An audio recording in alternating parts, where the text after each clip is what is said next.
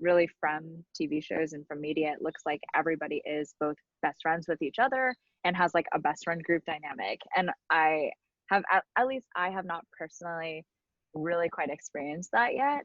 And I feel like it's very rare actually, but just growing up, it feels like it's super common. And it's just like, I feel like that really feeds into that feeling of what's wrong with me? Why don't I have that?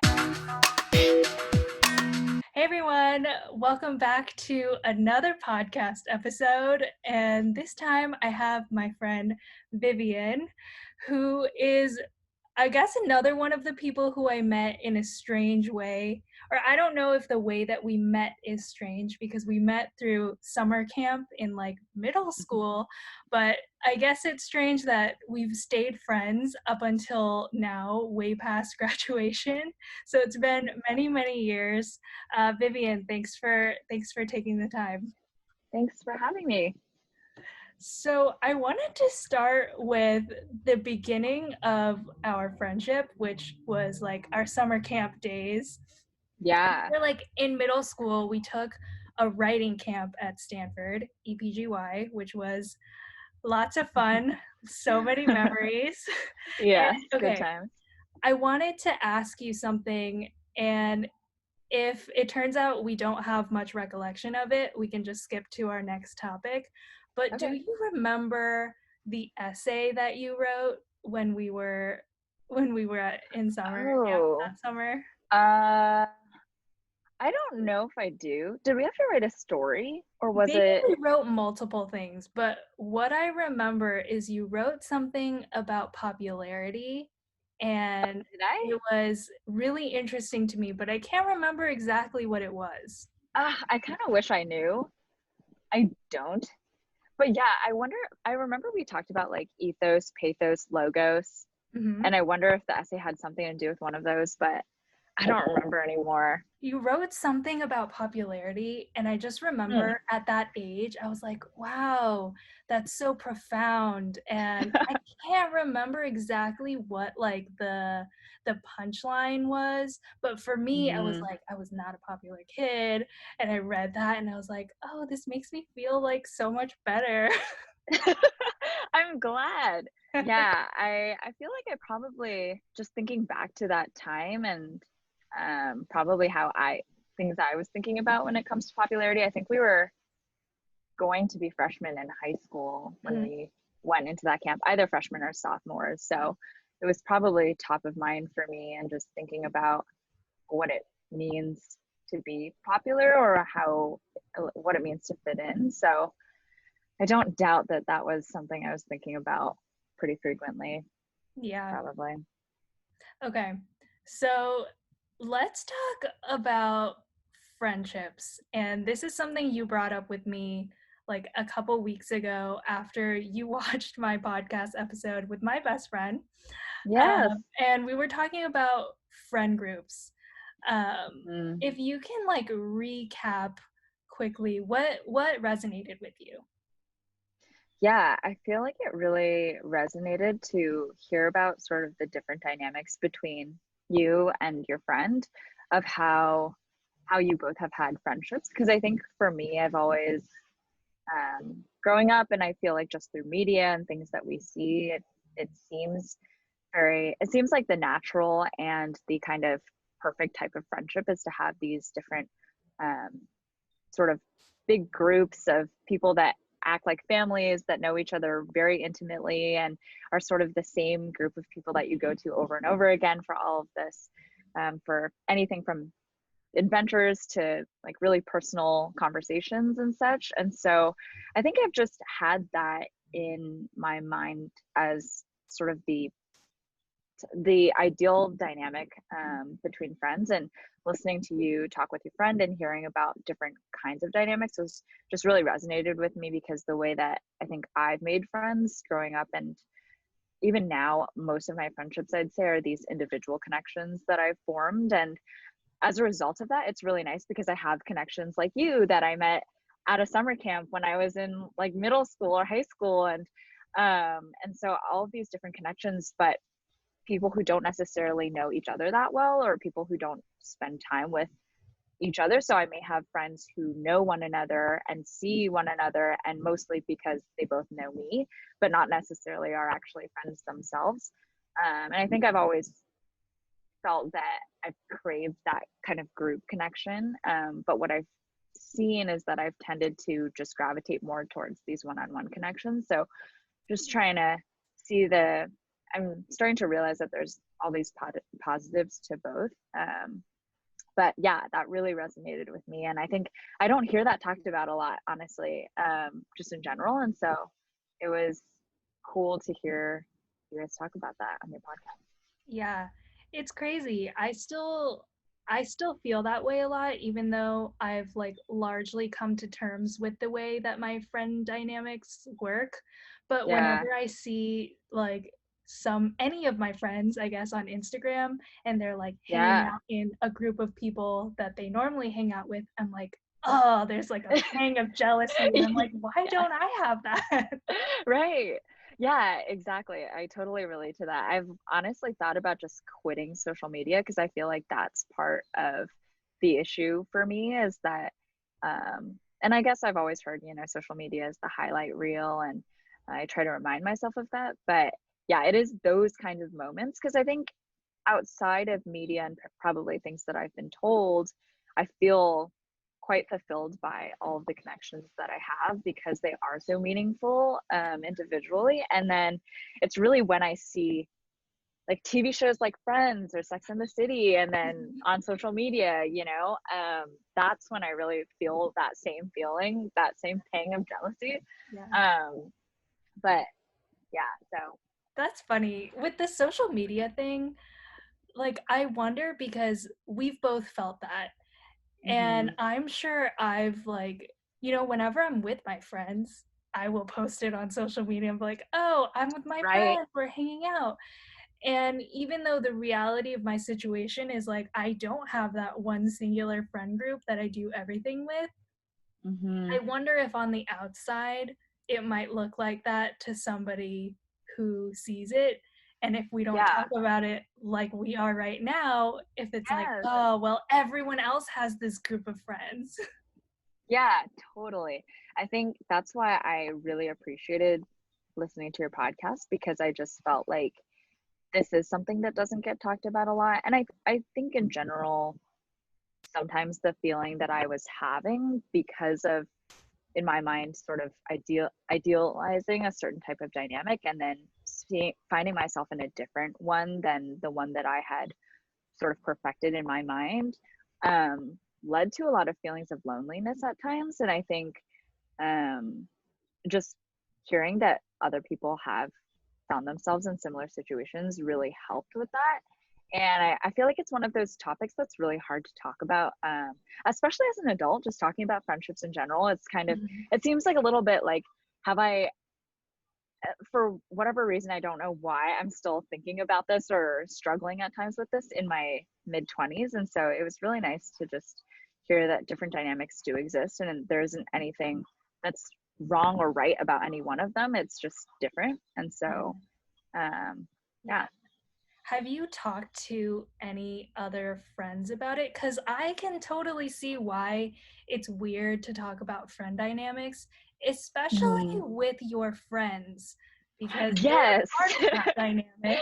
And if they Exactly. say, like, no, that I don't feel that way, like I'm totally Exactly. fulfilled, then it might be a little weird. Have you had any of those types of conversations? Yeah. I honestly don't often, and very much for that reason, I find that it's challenging to, mostly because it's hard to say that in my mind I've like thought of something and I want this group that like repeatedly comes together, feels like family, and then talk to friends that I'm very, very close with to express that need. Because it Mhm. almost feels like it's not because this isn't fulfilling, at, and that's why I feel that way. And actually, I think we talked about this in our last conversation too. But I had listened to a podcast by Brene Brown, and she talked to Dr. Vivek Murthy, who also talked about this idea of loneliness and different ways that loneliness comes up and the sort of connections that humans need in general to feel totally fulfilled. And it's completely possible to feel very fulfilled by these intimate one-on-one connections, such as like a best friend or a significant other, and still feel loneliness if there is a lack of group or a lack of community. And so, yeah. Yeah. I wonder how much that's affecting people these days in the pandemic because we're not supposed to be hanging out in groups, even Yeah, though I do see right. it happen, which like no shame, but for people like myself at least, like I know I have a lot of friends in the area that I would be able to hang out with, Mhm. but the pandemic doesn't allow me to, which has definitely fostered those feelings of like not having that group connection. Yeah, But is yeah. that something that you see, I guess, in all of your circles as well? Yeah, I feel like that is definitely an issue right now during the pandemic too. And also, I've noticed everybody has a different level of comfortability as well. And so, while some people may feel totally comfortable to hang out with a larger group, I guess, Mhm, others other friends that I have are very much being really cautious, and mhm, so and pretty much aren't really seeing anybody. And I feel like that also is changing dynamics too of even in groups and people that I may have seen much more frequently pre-COVID mhm. are people that I really connect with now mostly by phone. And yeah, so I've definitely seen that and also seen it be impacted because everybody has sort of a different response to Yeah, quarantine. yeah. What's, I guess, kind of shifting or taking a tangent, what has been like the norm in your circles of like comfort level in seeing friends? I feel like most of my friends have been pretty comfortable hanging outside. And so if we do see each other hanging out outdoors is usually the go-to. So Mhm. especially in San Francisco, it's pretty nice. There are all these parks that you can just hang out in, do a picnic at. And so that's sort of what we've gravitated towards. And then when I see my friends, it's mostly a picnic or a walk outside. But yeah, that tends to be what people I feel like are mostly doing. And then as I mentioned, I do have some friends who are very cautious. And so if I do see them, it's only ever one on one. And we'll be pretty cautious about it, stay fairly far apart and be outdoors. So yeah, it kind of varies. But that's generally how it's been. Is Yeah. it the same for you, or what have you seen? Yeah, I would say the same. I see, I guess, yeah, something similar where most people like are doing the outdoor hangouts, um, some variability in comfort level of just like how close people can get in those types of Yeah. things. I don't see a lot of people like doing indoor hangouts, although sometimes, Mm, but yeah. a lot fewer. I Right. tend to be one of those people that is like super cautious, so I haven't seen anyone outside of like my cousin Mm-hmm. who came down for like a weekend and we had bubble tea. But Yeah. that's like the only person outside of like Matt, my boyfriend, who I've seen for like Mm, months. yeah. And Yeah. we chatted about like, are we being too cautious? It's hard to know. Like, it's Yeah. really tough because like you don't know who has seen who, even if you're keeping Yep. track of who you're hanging out with a lot, like Yeah. going grocery shopping, all of those things. So we've like erred on the side of more caution. um, Mm-hmm. TBD on whether or not we loosen up restrictions. We'll see. Yeah. Yeah. That's totally fair. I honestly feel like there isn't a right or wrong way of being careful. Like I've heard the same from some of my friends who are really cautious of the sentiment of like, am I being too cautious? And I feel like honestly, people should feel comfortable to do what they feel comfortable with in terms of being cautious. And if you are feeling nervous about COVID, it's completely reasonable. And I feel like it makes a lot of sense. Yeah. I actually think I mean, I feel like everybody collectively was being a lot more cautious earlier on, and over time, people have sort of gotten over it and then have started to do more and more. But I do feel like it makes a lot of sense to be careful, and yeah. Yeah, it's so funny. Yeah, exactly what you said. I think collectively everyone was super cautious before, and now Yeah. everyone has kind of loosened up, which I totally understand. It's tiring, like being inside and not seeing anybody. Like, even Yeah. as an introvert, like it's Yeah, tiring. It drains you to like only be alone all the for time. sure. I saw this TikTok. I don't know if you're on TikTok, but like No, I'm not, but thing about like how you would sanitize your groceries like weeks ago versus today. And oh yeah. like everybody would like sanitize everything that comes into the house like very thoroughly, like all the nooks Yep. and crannies with the Clorox, and then put it to the side and the next one. And then just Yep. have this girl with like her Clorox wipe just like dusting everything. Like that's how you do it now. Honestly, even that, I feel like I don't even know how many people are still doing that. But yeah, for a while, my family literally had like an alcohol spray bottle right by the door and would get food delivery, would spray everything down, towel it down. I actually think they're still doing that. But yeah. I still do that, to be honest. Yeah. I mean, it's not a bad idea, honestly. No, but I get it. Like, you reach a point where you're like, enough is enough. And it's just hard for your brain to conceptualize because it's like True. nothing is changing. So, Yeah. is any of this correlating with me remaining healthy? Probably Yeah. not. I think it's It's hard also to really, I think it's harder to empathize if you haven't also experienced like somebody who's had it or know somebody who knows somebody who's had it. So it feels like this far away thing that won't impact you almost, yeah, until it does, as so many other things are. yeah, So yeah, I I agree. yeah. Okay, so let me switch gears back into what we were talking about before. Yeah. I wasn't planning on talking about that. But okay, so back to like this whole friendship dynamic thing.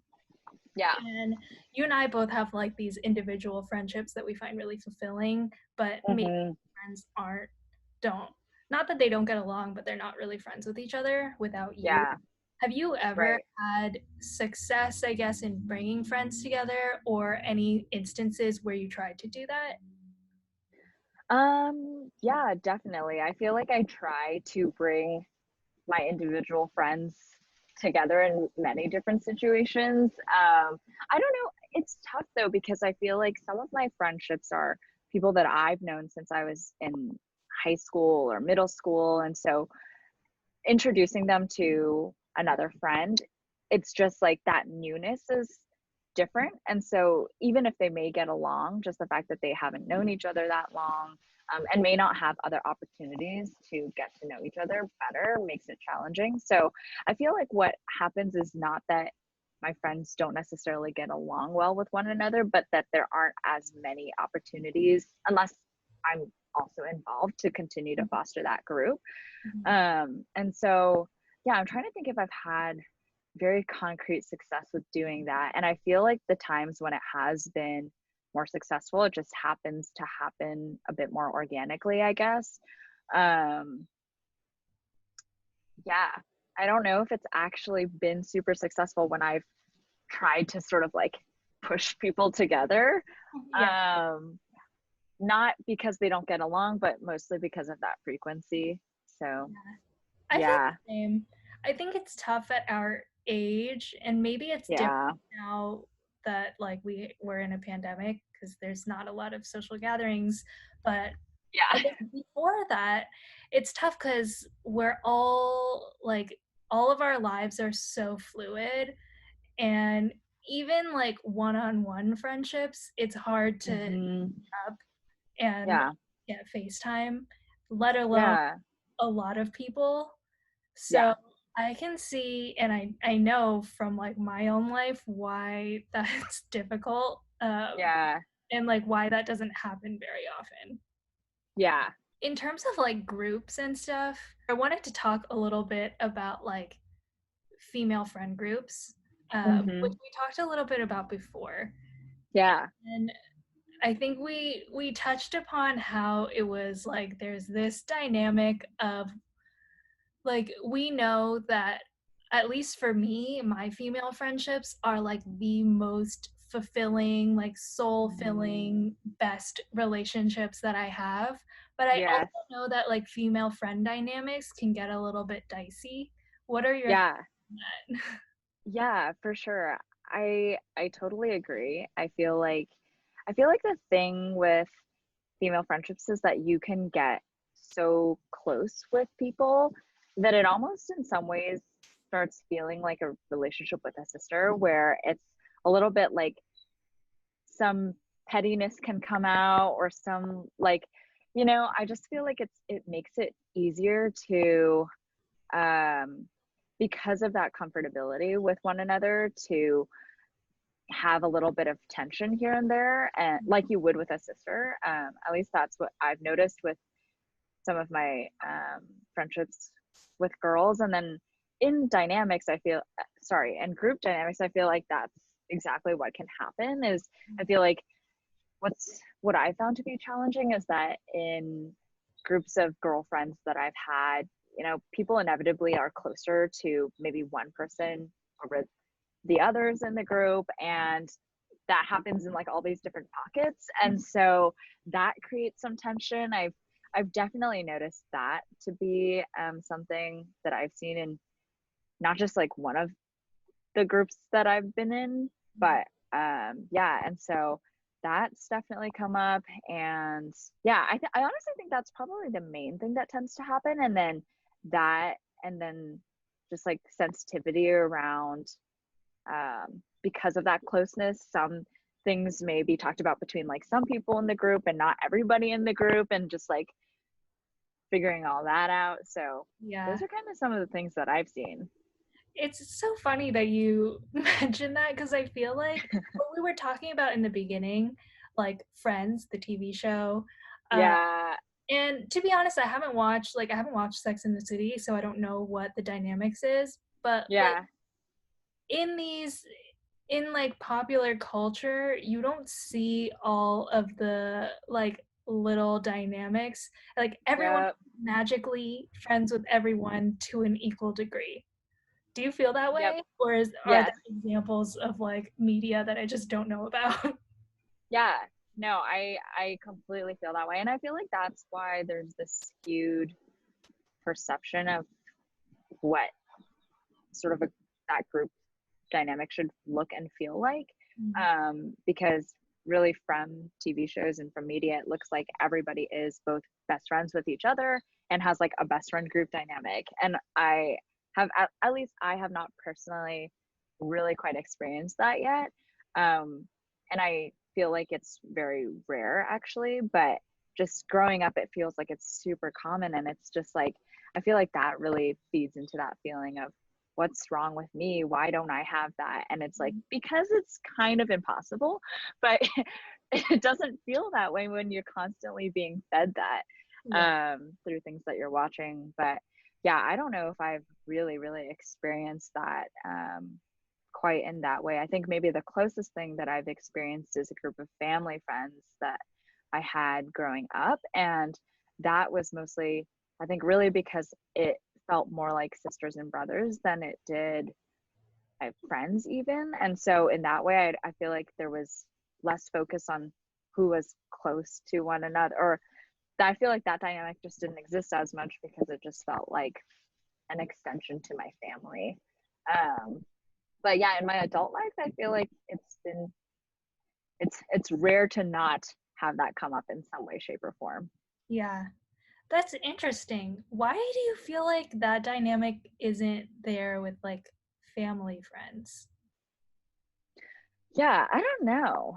I think maybe because I was young, I guess I just started thinking about and reflecting about friendships a lot more as I got older and started to see patterns in how I make friends and started to sort of think about that a little bit more in my own life. I feel like as a kid, I don't know if I really questioned or thought further about the kinds of friendships that I had. I just took them for what they were. And I feel like, especially with my family friends, people that I knew when I was really, really young and just growing up with them, it wasn't that I guess I didn't go, I guess maybe a difference now that I'm thinking about it is that nowadays I feel like in adult friendships, both parties have to make an active effort to Mhm.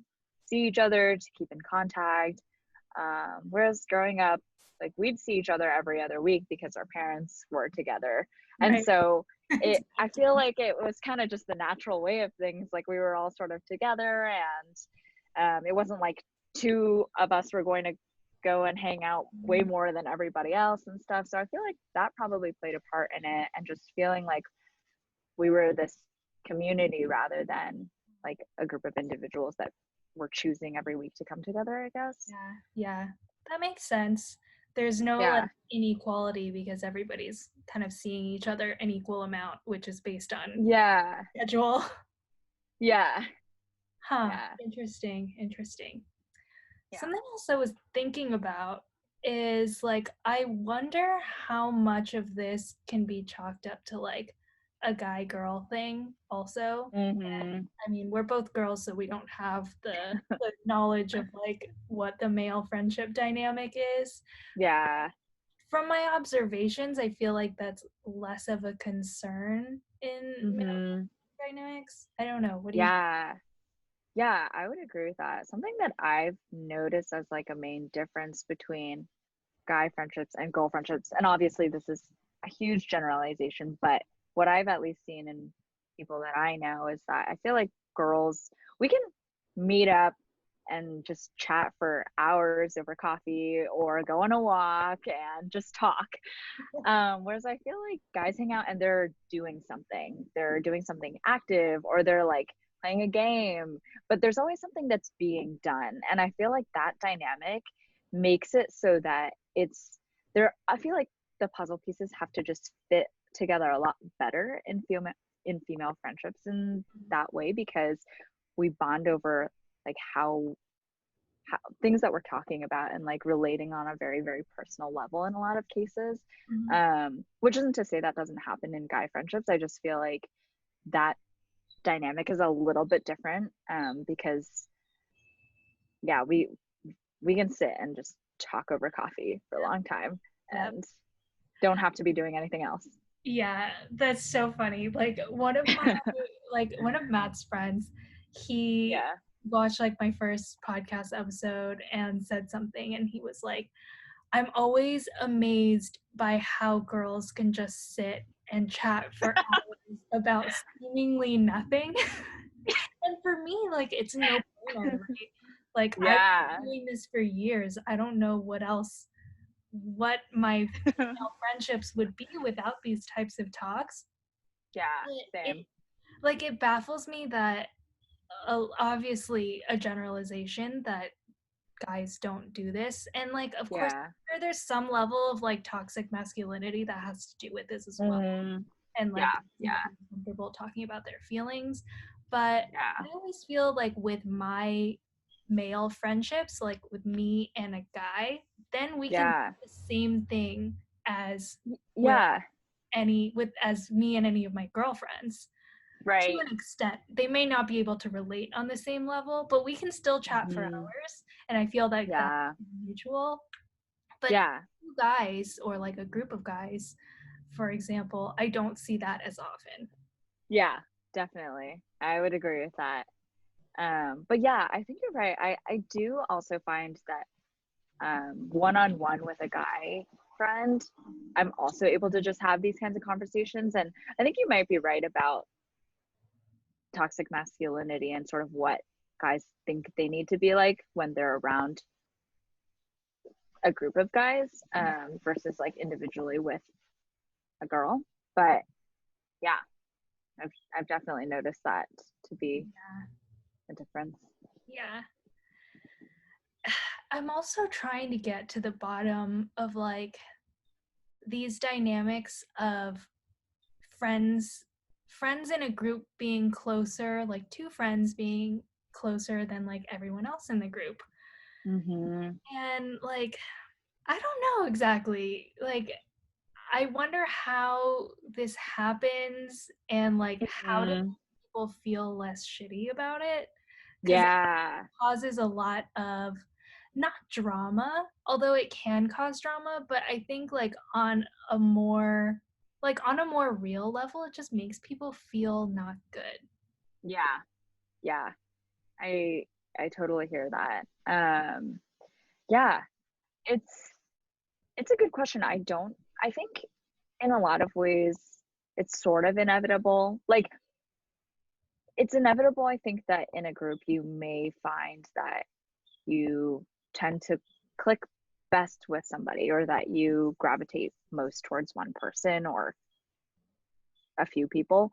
And I think that's inevitable. I think it becomes a little bit toxic though when that then becomes very apparent or it's used as like it's used to sort of manipulate the dynamic, if that makes sense. Mhm. Because I feel like it's totally natural to feel most comfortable with one other person in a group dynamic. And I think it's also possible to then not let that bleed into the group dynamic. And so I think the cases where it does, it just, um, yeah, I feel like that's something that can be prevented, although maybe that feeling of being closest to one person itself may not. Mhm. Um, so, Yeah. I feel like it also just has to do with our like growing up and how we grew up. Because I think a mm-hmm, lot of like female friend dynamics when like in youth can be not the healthiest. mm-hmm, And everyone knows like if you're a kid and all of your friends are hanging out and you're not there, you think yeah, they're talking shit about you because you've seen it happen before. And yeah, what right, that's what kids do. And I think that dynamic has changed a lot since we've grown up. Or I yeah, hope it's changed a lot since we've grown up and that like yeah, we don't just like shit talk people behind their backs because it's a pastime. We have like better, more productive things to do. But yeah. that like insecurity or like nagging feeling for some reason still stays, at least for me. Oh, yeah, yeah, for sure.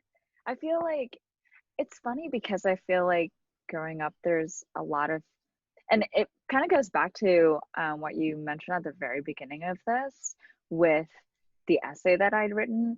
Mhm. Like, no doubt, I probably was thinking a lot about the concept of popularity or just like fitting in when I was in high school. And I think as an adult, it's like, oh yeah, that's something I worried a lot about in middle school and high school, and I don't think about that anymore. But I totally relate to that. I feel like it comes up just it looks a little bit different now, and I feel like that feeling of still wanting to connect. Like I just feel like the longing for connection is universal and it exists whether you are in middle school or in high school or an adult or once you're a senior. Like I feel like that will always exist. And so it's weird because I think I grew up thinking like, oh, I'm gonna grow out of that feeling and I'm just one day I'm just going to have like the perfect set of friends and I'm never gonna feel lonely or I'm never gonna feel like left out or anything. Um, Once I reach a certain age or something like that. And I just find that that's not the case. And I feel like friendships, I think you might have said this earlier, but friendships are fluid. And I feel like, um, especially during COVID times too, like people are moving away, people are changing locations and like how often they're seeing people. And I feel like all of that also impacts the people that you have close to you. And so I think coming to terms with or just understanding that that is the case and that it you don't have to hold on to think like everything so tightly and that all like kind of lets go some of the pain is actually has actually been really helpful especially during like this really unpredictable crazy time. Yeah, for sure. It's funny. I think when I was younger, I expected all of my friends to be the exact same throughout my entire life, and we knew we were Yeah. best friends. Like, Yeah. no, everybody that's my friend is gonna stay my friend. I don't know if Right. I thought like no new friends or anything like that, but I was very like opposed to letting go of friendships. And thankfully, Yeah. like, a lot of my high school friends are actually still very good friends of mine. But like Hmm. a lot of people that I've met along the way have like come and go out of my life. Yeah. And it's been a weird thing just being like, okay, like there's people everywhere. Like I can make more friends. Yeah. Yeah, for sure. I know I've thought about that recently because I don't know why. I guess like I was just thinking about people that I like that I may not even really remember in the forefront of my mind anymore, but people that I had been connected with at some point for a period of time. Um, and yeah, it just really does solidify that truth of like people will come and go, and like you don't have to have the same friends. I had the same belief, and I feel like in some ways too, I still think about that now. I feel like there have been times with friends where I felt like maybe it was time for that friendship to come to a close, and I've held on simply because of longevity or because of yeah, because of our Mhm. history rather than because I felt like that friendship was still very fulfilling for the both of us. Mhm. And so, yeah, I think coming to terms with the fact that people will come and go and that friendships are fluid is helpful because it's probably a lot healthier to realize when things are done to just let it go. Yeah, I want to talk about that a little bit more, but Yeah. first, I just want to say on the topic of like people coming in and out of your life, I think Hmm. our friendship is actually a great example of that because we met Yeah. in middle school, almost high school. We were super Hmm. close that one summer, and I think we saw Yeah. each other maybe a year later. I can't remember, but I do remember Yeah. coming over to your house at one point. Yes, I Um, remember that. and like throughout most of high school, we didn't talk at all. We were in Yeah. the same city for college, but we didn't talk Yeah, at that's all. right. Yeah, that's right. But like when we were both in San Francisco again, or like both in the Bay Area again, we like Hmm. reconnected, and it was so Yeah. great because like we were so close before, and I Hmm. mean I didn't feel like it wasn't that we had a falling out or anything. It was just like Yeah. we're in different places, we're living our own lives, and when we Yeah. seem like a lot closer again, like now, I'm like, oh, Yeah, I just remember like all the reasons why we were such good friends, why we for connected when sure. we were kids. And I was like, that's so, Yeah. that's like largely still there, you know? Yeah, for sure. I know. I really love that about our friendship. And I just feel like that's so true of just friendships in general, too, of like, if you connect well with somebody, then it doesn't really matter how much time passes or how much distance there is. I feel like sometimes people are afraid of reaching out again or Mm. connecting with somebody if they haven't talked to them in a while. And I feel like it was really nice for us to reconnect. And like now we see each other and like, I mean, we haven't seen each other since COVID and all that, but like we've talked to each other more and just like reconnected since we both came back to San Francisco. So honestly, it's been really nice and yeah, I'm really Yeah, happy about it. it's so nice. Like when we initially reconnected when I moved back to San Francisco, like I was living at Yeah. home. My parents are often at home, even though they don't technically live in San Francisco. But Hmm. I think we got lunch or dinner, and I came home. I haven't told you, Yeah. but I came home Oh my and gosh. I talked to my mom, and I was like, "Oh, I just got back from like dinner with Vivian." She Hmm. doesn't know anybody, but Yeah. was like, "Who's Vivian?" I was like, "Do you remember like that girl from EPGY?" And Yeah. she went to Crystal, like she lived in Woodside, and she was like, "Oh," she's like, "Wow, you guys like reconnected after all this time," because she remembers Woodside really clicked for her because she remembers Yeah. picking me up from your place. Yeah. Yeah. No, I feel like I actually had a conversation with my family too, and my mom definitely remembers you. And I really do. I still remember that time you came over um to my house that one time. Mhm. And so Yeah, that's so sweet though. That was so I remember, like, I don't Yeah. remember that much, but I remember, like, eating peaches or, like, having peaches from your place. Yeah, I That's don't doubt that's, it. like, my most vivid memory of that time. Yeah, that sounds right. A lot Uh, of fruit at my I household, know. so Okay, so back to the, like, people coming in and out of your life and, like, being yeah. okay with letting go of friendships. You kind of started alluding to, like, your experience there. Uh, Mhm. has that happened, like, multiple times for you, or what has that been like for you? Yeah, it's happened, I think in actually maybe the last year or 2, it's happened twice, and it's sort of been in one situation, me and one of my girlfriends, I think we had a very, very close relationship, but we both had we were both kind of anxious people, and we were both going through some stuff, and so a lot of our relationship was just like getting really deep in this anxiety hole, Mhm, talking about it, constantly co-ruminating. And I remember I like read this article around that same time. And it was like what parents should do if their kids are being bullied or something. I think I just stumbled upon this. And they basically were like the worst thing you can do is to co-ruminate with your kid. mhm, Like you should try and just come up with next steps and move forward.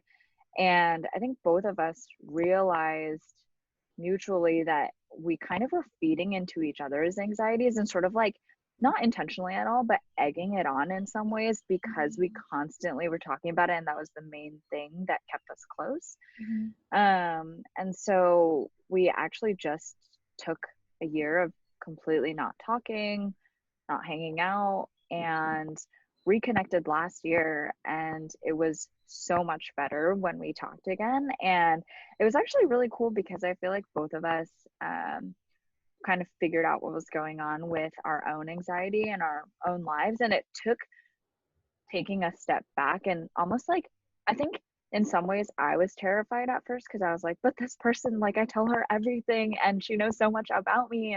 mhm, Um, and then I feel like once we actually did do that, part of it was realizing like, oh, like maybe things aren't always that bad. And sometimes maybe I like kind of further walked down that hole because we were having that conversation and because I wanted to empathize and relate. And so I feel like it was actually a very healthy break that we took. And then coming back together and like having learned the things that we both learned individually and that we sort of needed to learn individually helped a lot with that. But it was definitely not easy and it was a very painful decision at the time, but it was pretty cool. And honestly, like I feel like to me, it sort of re solidified this idea that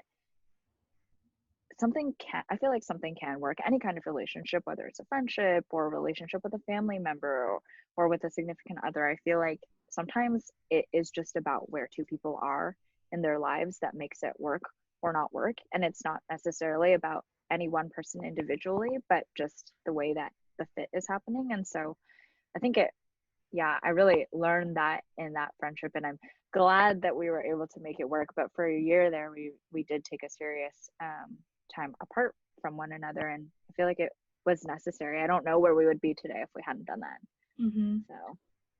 That is fascinating. So, That's yeah, a fascinating story. Okay, question. Like, yeah, how how did that work logistically? What were the types of conversations that you guys were having leading up to that breaking point, I guess? yeah. And I like, mean, was it was it like an official conversation that you had that was like yeah. a contract of let's take 1 year? What did that look like? No, no. In all fairness, it was like it wasn't great. Like we were kind of having arguments, and I think they were born out of how much we were relying on one another. And we just got to this point where we were both kind of fed up. And Mm, it was really the year. Like now, I'm talking about it having had that year apart and having connected again with her and having had all of those conversations of like what we learned about ourselves, what we learned about our friendship and Uh-huh. all of that. But yeah, at the time it wasn't this nice mature break of like we're not healthy as friends.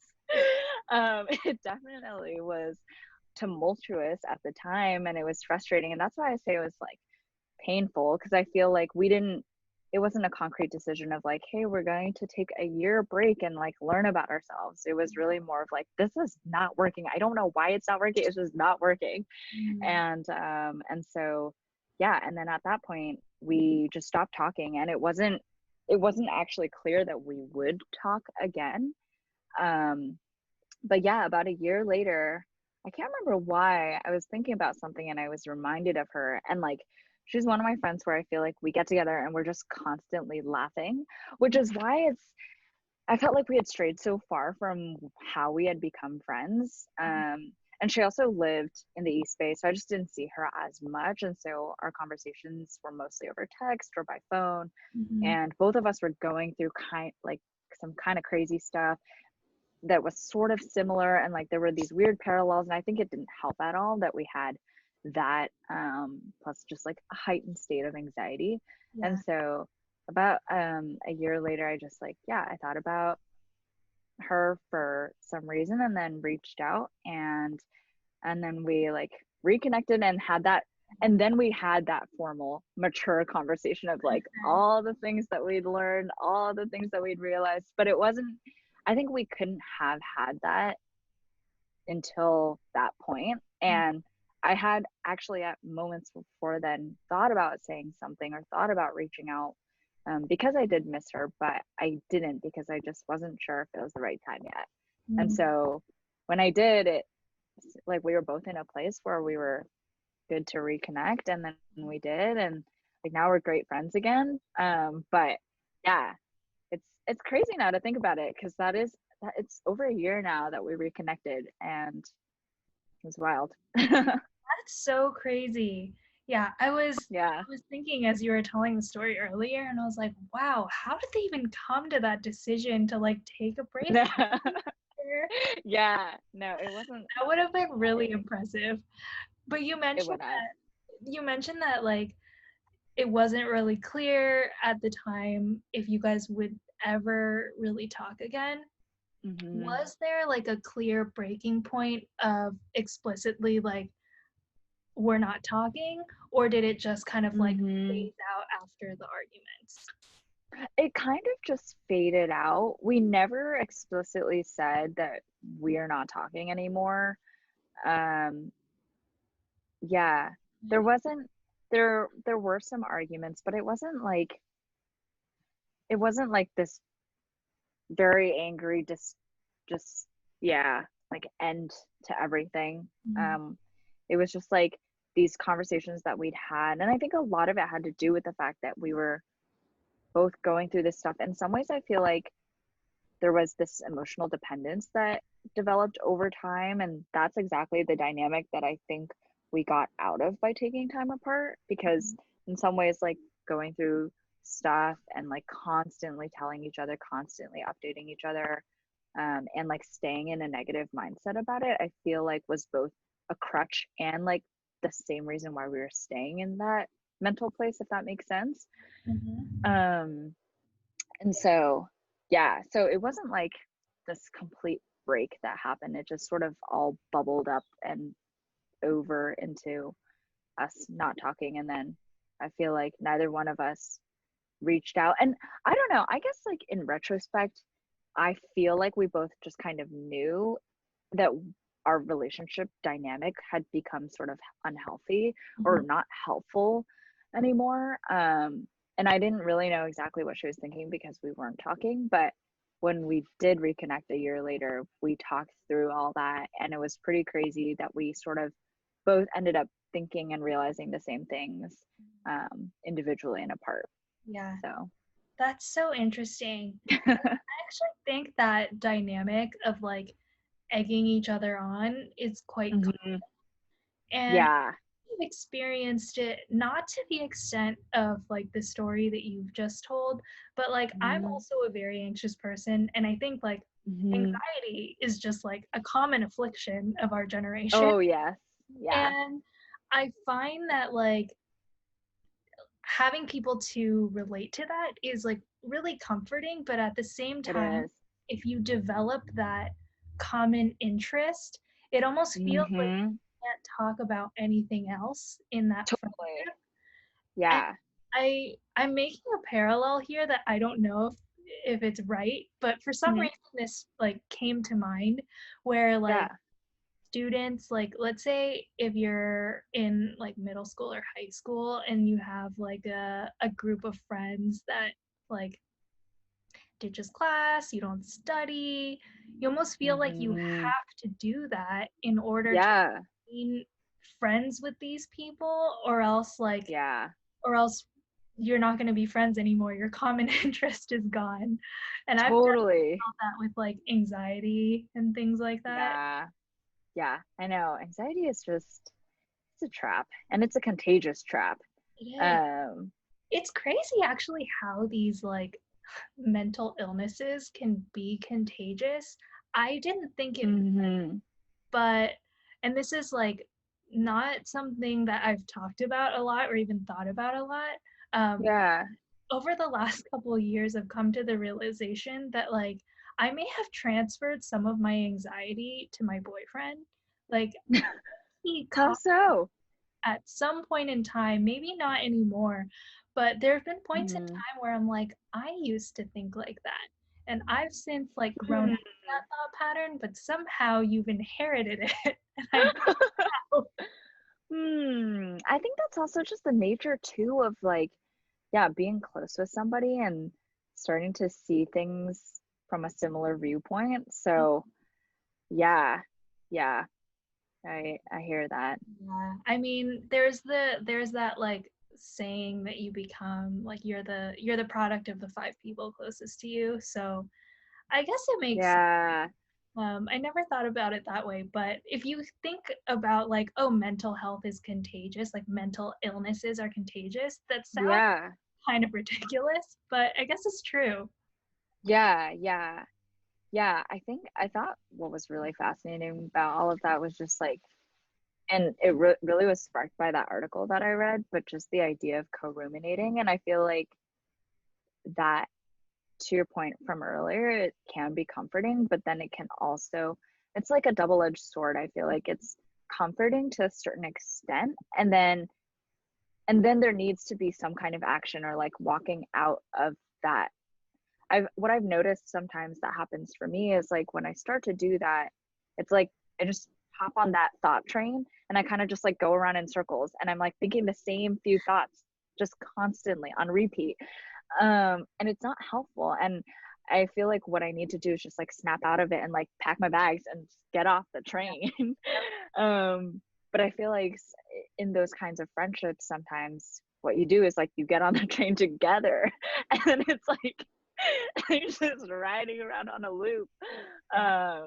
And so, yeah, I mean, I honestly didn't even really realize that for a while. And it's not to say that um, like one should not express their feelings to their friends or to talk about those kinds of things, because I think that's important. I think it was just like what you were saying earlier of just that became the foundation of our friendship and like what we connected on and our biggest common interest, which is it's not really an interest and you don't you know, so Yeah.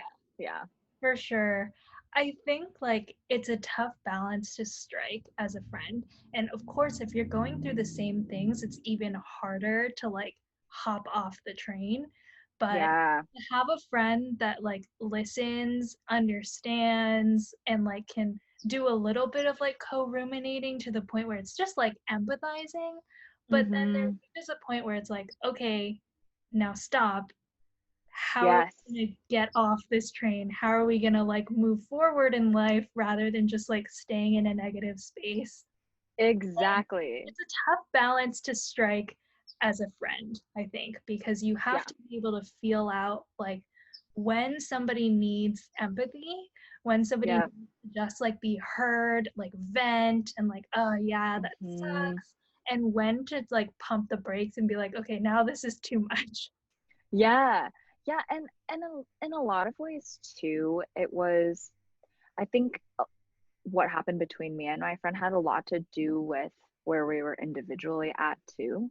Like I feel like at the point when we kind of stopped talking, I was still in some ways it's weird now like looking back to it, I feel like I kind of as much as I disliked how anxious I was feeling or like some of the negative feelings, I feel like sometimes I just was my mindset was like committed to staying in it sort of and like I feel like I didn't notice that until afterwards and then realizing that like sometimes I would just talk about it to not like to stay in it, but there was something comforting of like I at least know this feeling and it's not this like new scary thing. It's just like this bad thing that I'm familiar with. And Yeah. so I will stay in it. Um, yeah. That's, Yeah. yeah, I feel like so many people can relate to that where where you are isn't the best place, but Mm-hmm. unknown is like way more uncomfortable, or maybe it's not the unknown. Yeah. It's like doing something else is way Yep. more uncomfortable than like the pain that you've already gotten used to. Like you're here, Yes. you know it, it's cool. If you do something else, like you Yep. have no idea what to expect. Yeah. Totally. That's exactly it. And there's the chance of trying something new and like trying to feel something different and failing and Mhm. thinking that that could be worse. So I Yeah, feel like sometimes it's easier to just be like, well, this is what it is, yeah. which I did for a while, and that wasn't the right way. But yeah, that's exactly it. I just like going back to that train analogy and what you were saying. I feel like it's nice somebody to a friend can like sit with you on the train for a little bit, but then sometimes you also need them to help you be like, okay, now you gotta also get off of this. Yeah. I mean, that's a perfect segue because I wanted to talk about like just the characteristics of a good friend in general. And Hmm. that's one of them, I think, is like to be Yeah. able to have that like I don't know what the word is in English, like social awareness. I know it's funny I know Hmm. the word in Korean because my old roommate taught it to me, like nunchi.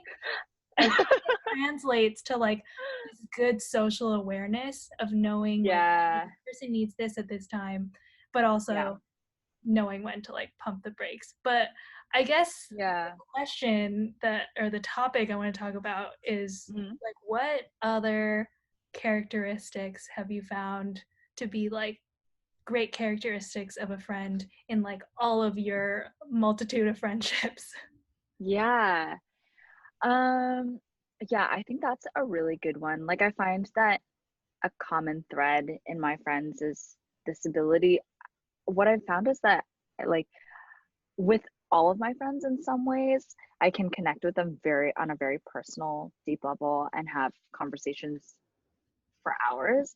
And I can also hang out with them and just like totally chill, not need to talk, and have that full spectrum.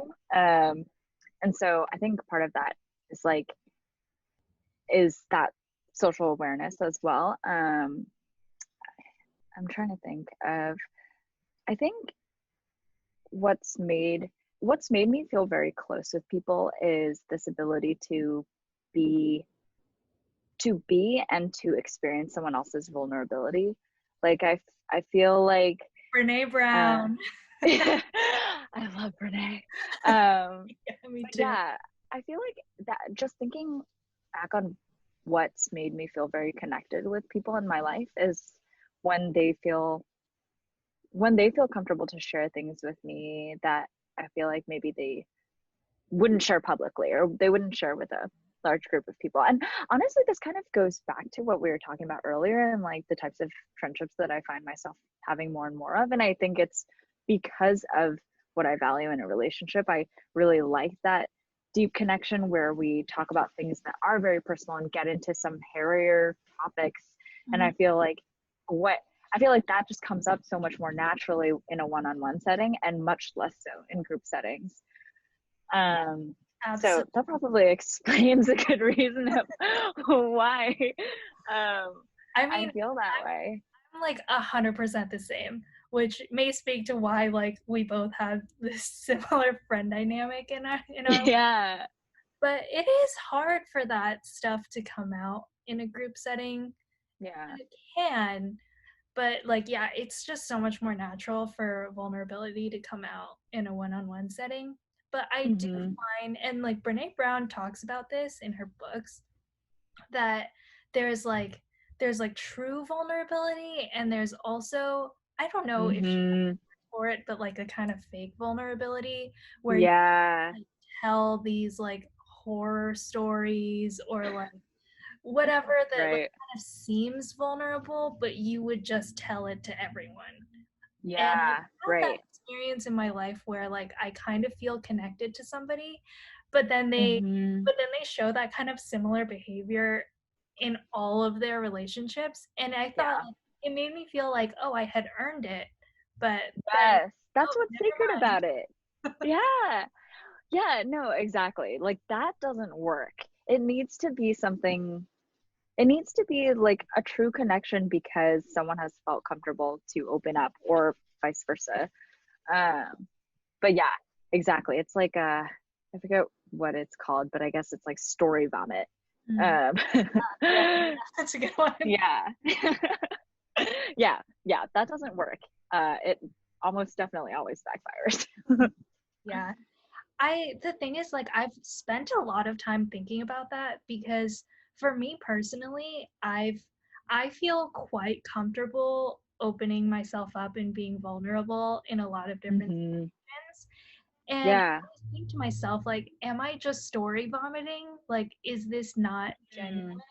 And I like to think that it is genuine because I have seen it in other people where it's Hmm. very obvious, where I'm like, okay, this is like not genuine vulnerability. They're just doing this to like, I don't know, woo a crowd or like try to get Right. side or something like that. And you can kind of Yeah. feel that like icky feeling that it's like, something feels off here, but I don't know, Yes. I can't pinpoint what it is that feels off, you know? And I Yeah. always think like, I hope I'm not doing that. Yeah. Oh, I totally relate to that because I would say the same. I feel like I'm very much an open book and I will tell a lot of things. And I think the difference, and I feel like you kind of alluded to it, is that in some cases there's an end goal for telling the story. It's Mhm. either that you are like trying to get people more interested in you or getting people to just feel badly for you or to I don't know. Like there seems to be some goal for telling it and it ends in like manipulation of other people's feelings is the sense that I get.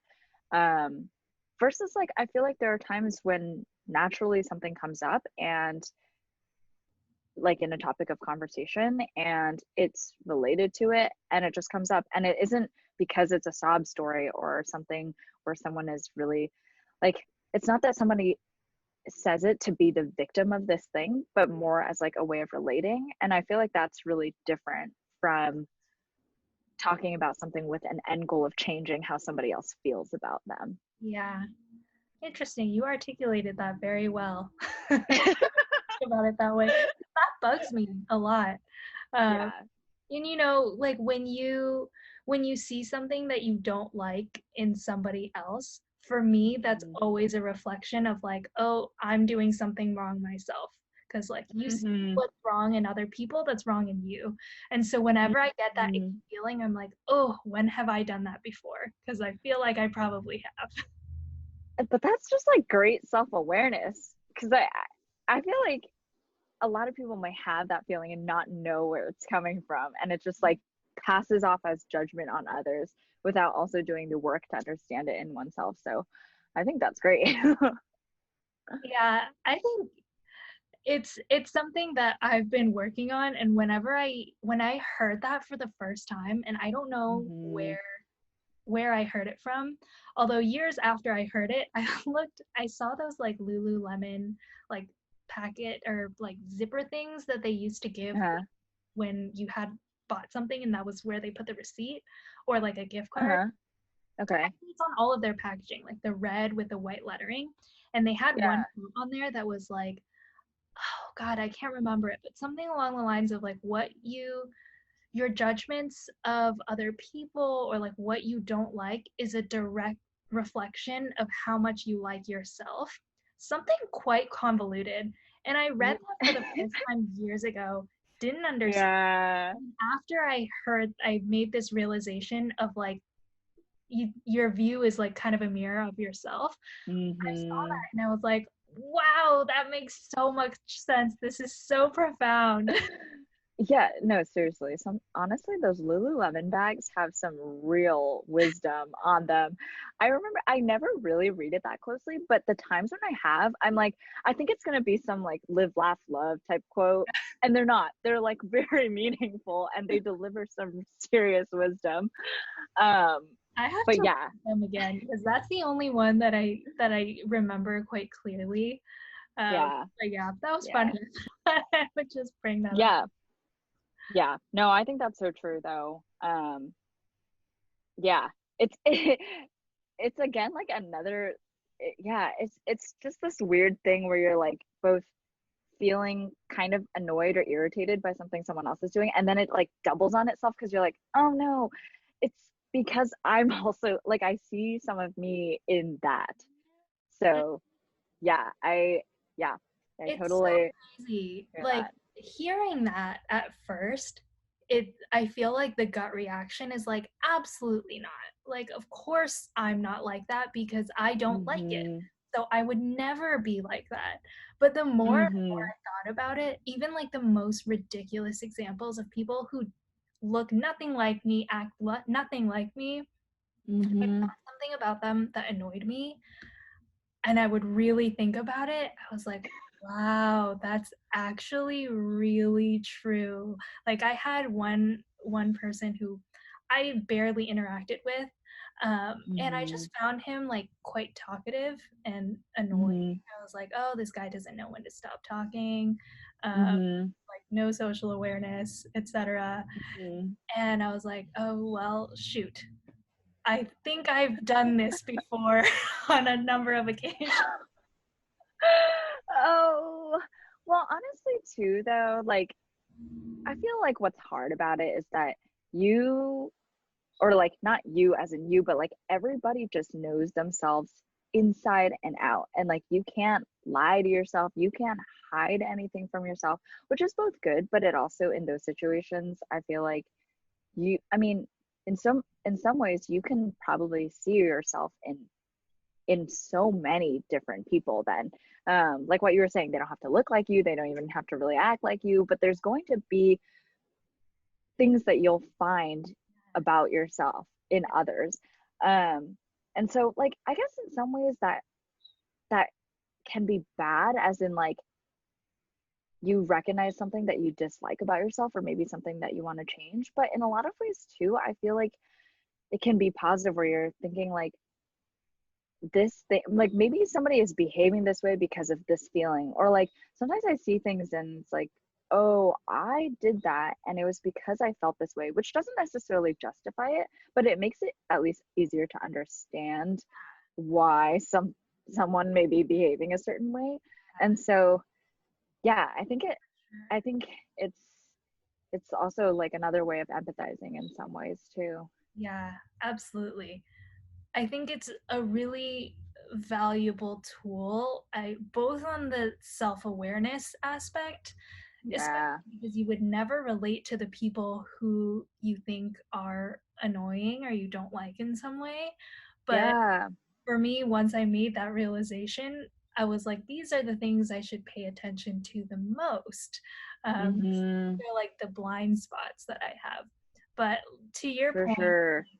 it's absolutely an empathy tool of being like, okay, because I see myself in this person now, I can empathize a little bit more. I can be a little bit more like generous to their situation, etc. Mm. I feel like we have talked about so many great things. Yeah, we really It's have. largely on like a very common like thread of a topic, which is great because Yeah. a lot of the times these conversations just go like in so many different directions. But I feel like this is a good time to stop and we could do like a part two or something where we talk about some other, Yeah. but Yeah, that sounds this has good. been so great. Yeah, thanks for having me. This is really fun. Yeah, thanks so much for kind of chatting over all of these different things. I feel like there's Yeah. so many like great stories that you haven't told me either. So I Yeah. really enjoy having these conversations. Yeah, me too.